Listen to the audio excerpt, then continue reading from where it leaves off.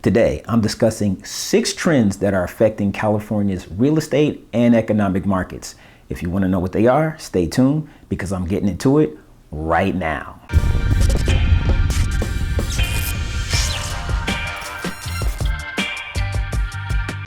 Hey everybody, Dietric Williams, realtor with Compass in Baldwin Hills, California. Welcome to another edition of Info on the Go, the show where I give tips, tricks, and insight on how to buy, sell, or invest in real estate in Southern California. If that sounds like something you're interested in, please make sure you hit that subscribe button and tap that bell, yep, that one right there, so that you're notified every time I upload new content to YouTube. Now, optimism in California's housing market remains high as consumers are still confident in selling. And despite all the competition that's happening, they're still confident in buying as well. And that's due in large part to how the pandemic is slowly spreading down here in the state, but also some of the broader economic factors that are associated with it. However, the prospect of rising rates is creating a sense of urgency for would-be buyers. And that increased demand is pushing prices up and affordability down. So let's take a look at 6 key trends or economic indicators which will really give you an indication on what's happening inside the Golden State. Now, based on the first week's sales in May and a more complete, robust picture of closed sales that happened in April, California should see an acceleration happening this month. Now, in April, sales were up every week 40%, and that's versus the same time last year. Now, if we look at the month of May, sales were actually up at this point last year, they're up 53%. So we can see that acceleration happening. So for people who are looking for this thing to slow down, it's probably not going to happen anytime soon. The number of new coronavirus cases didn't drop drastically last week. However, on the 7-day average for new coronavirus cases, it was below 2,000 for much of last week. The raw volume of COVID-19 cases did reach over 2,000 for at least 2 days last week, and there were still 100 deaths, maybe a little bit more. But overall, California's public health numbers are increasing. According to the Mortgage Bankers Association, less than 4.5% of all mortgages are in forbearance. Now, that number is down versus last week and down significantly than what it was at the peak of the pandemic in June of 2020. Encouragingly, only 15% of those who were in forbearance still don't have a plan, while the other 85% have either never missed a payment, already paid back in a lump sum, added the missed payments to the end of the loan, modified their loan to make it more affordable, amortized the missed payments over a period of time, or paid off their loan entirely. These are encouraging numbers from the standpoint of future foreclosures. Last week, we saw the 49th consecutive increase in mortgage applications for home purchases. That's a year-over-year number. However, that growth took a steady dip from over 50% to just about 34% last week. On a weekly basis, the purchase index has been falling from the cycle high of the previous week.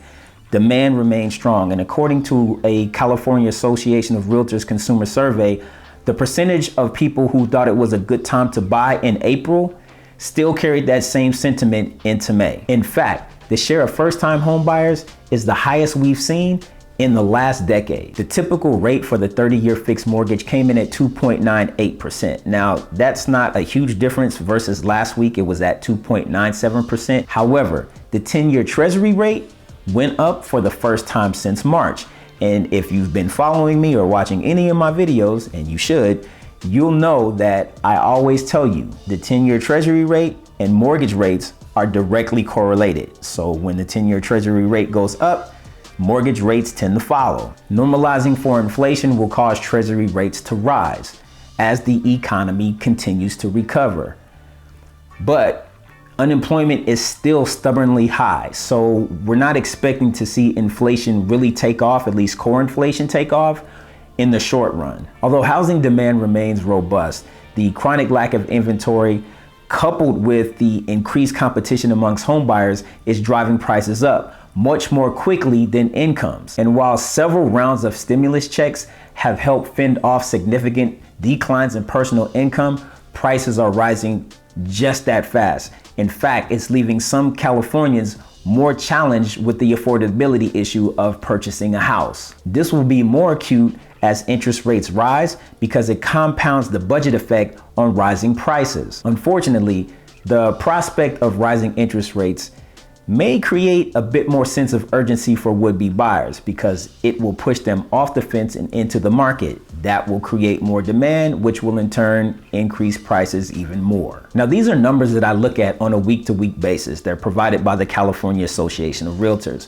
But I thought it would be really key for you to understand what's kind of driving the housing market, what's driving the economy, and what all that stuff means as it correlates with one another. So remember, you want to keep an eye on the 10-year treasury. We also want to keep an eye on unemployment, because when that number begins to go down, what's going to happen is the Fed is more likely going to start selling off bonds. Now, in a previous video, I told you that the Fed had purchased 7 trillion. Yes, I said that with the T. 7 trillion in bonds. So what they did, they pulled the bonds off the market when they bought them. They put cash into the economy. That helps stir the economy so that we can kind of be in the situation that we're in right now. But when the economy has had a chance to recover, the Fed is more likely going to sell those bonds back to the market. So it's going to put the bonds in the market and then take that cash and pull it out of the market. So when that happens, expect the 10-year treasury rate to rise. When that rises up, mortgage applications will probably go down. We'll see how the demand supply really affects pricing going forward. It's just one of those indicators that you want to take a look at when you're thinking about whether selling, buying, or investing in real estate.